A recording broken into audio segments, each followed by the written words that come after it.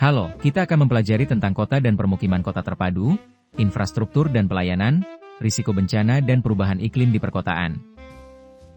Target 1 pada pembangunan berkelanjutan antara lain, seperti perumahan yang aman dan terjangkau. Target 2 seperti sistem transportasi yang terjangkau dan berkelanjutan. Target 3 pada urbanisasi yang inklusif dan berkelanjutan, melindungi warisan budaya dan alam dunia, dan target 4 untuk melindungi warisan budaya dan alam sekitar.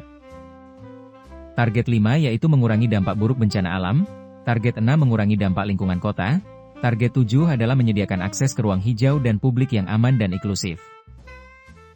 Target A pada perencanaan pembangunan daerah dan nasional yang kuat, target B menerapkan kebijakan untuk inklusi, efisiensi sumber daya, dan pengurangan risiko bencana.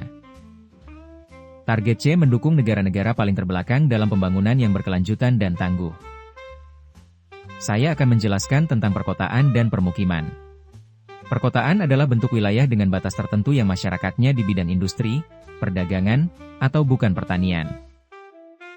Permukiman adalah bagian dari lingkungan hunian terdiri perumahan yang mempunyai prasarana, sarana, utilitas umum, serta penunjang kegiatan fungsi lain di kawasan perkotaan atau perdesaan. Inclusive Cities mendukung penduduk dengan menciptakan kota yang ramah dan intuitif untuk meningkatkan kualitas hidup dan menciptakan lingkungan baik dan ruang publik bagi masyarakat.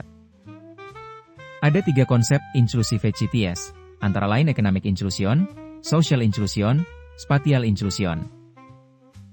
Untuk mewujudkan kota yang inklusif dibutuhkan kebutuhan seperti penyediaan perumahan, air dan sanitasi, perlu menjamin persamaan hak dan partisipasi, dan menciptakan lapangan kerja. Resilient Cities adalah kota yang memiliki kemampuan menyerap, memulihkan, mempersiapkan diri dari segala gangguan di masa depan, ekonomi, lingkungan, sosial dan kelembagaan. 4 area yang meningkatkan ketangguhan antara lain ekonomi, tata kelola, lingkungan dan masyarakat. Bagian ekonomi terdiri industri yang beragam, ekonomi yang dinamis untuk mendorong pertumbuhan, kondisi inovasi yang berkembang. Tata kelola meliputi kepemimpinan dan manajemen yang jelas, pendekatan strategis dan terintegrasi diambil oleh pemimpin, sektor publik memiliki keterampilan yang tepat. Masyarakat terdiri inklusif dan kohesif, jaringan warga di komunitas aktif, lingkungan sekitar aman, warga menikmati hidup sehat.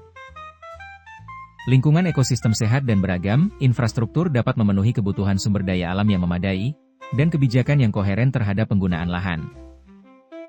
Kota kecil banyak wilayah mencatat pertumbuhan populasi kawasan kumuh lebih cepat dibandingkan kota besar, kebutuhan akan transportasi terus meningkat. Negara berkembang, penyediaan dan akses terhadap ruang publik terbuka masih rendah di seluruh wilayah dan berdampak negatif terhadap kualitas kehidupan di perkotaan.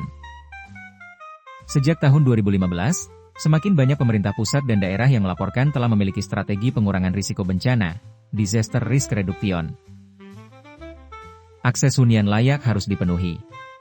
Capaian tahun 2022 adalah sebesar 60,66%. Kebijakan pengembangan sistem angkutan massal di perkotaan difokuskan pada penataan, perencanaan, dan pendanaan. Upaya peningkatan kualitas udara dilakukan dengan melibatkan sektor industri melalui program proper dan pemerintah daerah. Mari diskusikan apa kota sustainable itu. Sebutkan minimal 3 kota Anda tinggali sudah melakukan aksi signifikan.